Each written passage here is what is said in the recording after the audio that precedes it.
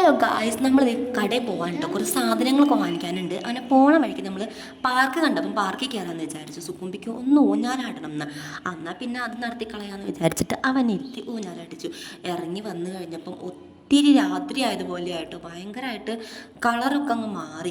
കുറേ നേരം പാർക്കിലിരുന്ന് ഓരോരുത്തരുടെ വായി നോക്കിയിരുന്നതിനിപ്പം ഇത്രയും അറിഞ്ഞില്ല. അങ്ങനെ നമ്മൾ നടന്ന് നടന്ന് നമ്മുടെ കടയിലെത്തിക്കഴിഞ്ഞാൽ പിന്നെ അറിയാമല്ലോ, നമുക്ക് പിന്നെ പരതലാണ്. കടയിലാണെങ്കിൽ തിരക്കില്ലാത്തതുകൊണ്ട് നമുക്ക് ഇഷ്ടം പോലെ തെണ്ടി തിരിഞ്ഞ് നടക്കാനും പറ്റിയായിരുന്നു. സുക്കുമ്പി നേരെ പോയത് അവൻ്റെ ടോയ്സും സാധനങ്ങളും ഇരിക്കുന്ന അതിൻ്റെ അടുത്തേക്കാണ് കേട്ടോ. അപ്പോൾ അവൻ അവിടെ ചെന്ന് കഴിഞ്ഞാൽ അവൻ്റേതായ രീതിക്കുള്ള സാധനങ്ങൾ നോക്കിക്കൊണ്ടിരിക്കും. പിന്നെ ഞാനും എൻ്റെ സ്വഭാവം പുറത്തെടുത്തു. ഞാനും എനിക്കുള്ള സാധനങ്ങളൊക്കെ നോക്കിയിട്ടോ, ഒന്നും വാങ്ങിക്കാനല്ല, പക്ഷേ ജസ്റ്റ് ഈ കടയിൽ ഇങ്ങനെ സാധനങ്ങൾ കാണുമ്പോൾ ഭയങ്കരമായിട്ട് കൊതിയോ എന്താണെന്നറിയില്ല.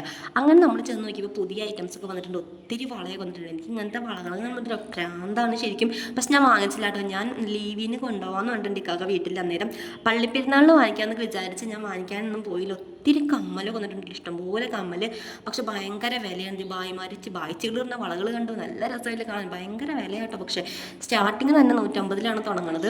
അപ്പം നമ്മൾ അതൊക്കെ നോക്കി കഴിഞ്ഞപ്പോൾ പിന്നെ നമുക്ക് വാങ്ങിക്കാനുള്ള സാധനങ്ങൾ വാങ്ങിക്കാമെന്ന് വിചാരിച്ച് നീങ്ങിപ്പോയി. കാരണം ഒരുപാട് സന്ധ്യ ആയി പോലെ ആയിരുന്നു. അങ്ങനെ നമ്മൾ മിഠായിയൊക്കെ വാങ്ങിക്കാൻ വേണ്ടിയിട്ട് വന്നത്. ശരിക്കും പറഞ്ഞാൽ സുക്കുമ്പിക്ക് ഒരു ഡ്രോയിങ് ബുക്ക് വാങ്ങാനാണ് വന്നത്.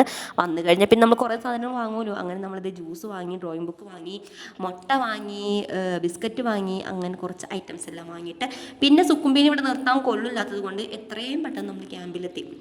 പിന്നെ അവൻ്റെ കയ്യിൽ നിന്ന് കുറച്ച് ജ്യൂസും ഇറന്ന് വാങ്ങി കുടിച്ചിട്ട് നമ്മൾ നേരെ റൂമിലോട്ട് പോകാൻ കേട്ടോ. ഇത് വന്നിട്ട് വേണം നമുക്ക് ഇനി പാഴ്സൽ എടുക്കാൻ വേണ്ടി പോകാൻ. നമുക്കൊരു പാഴ്സൽ വരാനുണ്ട് ഗൈസ്. അപ്പോൾ വിളിച്ചിട്ടുണ്ടായിരുന്നു. അങ്ങനെ നമ്മൾ നേരെ റൂമിലോട്ട് പോവാണ്. ബൈ.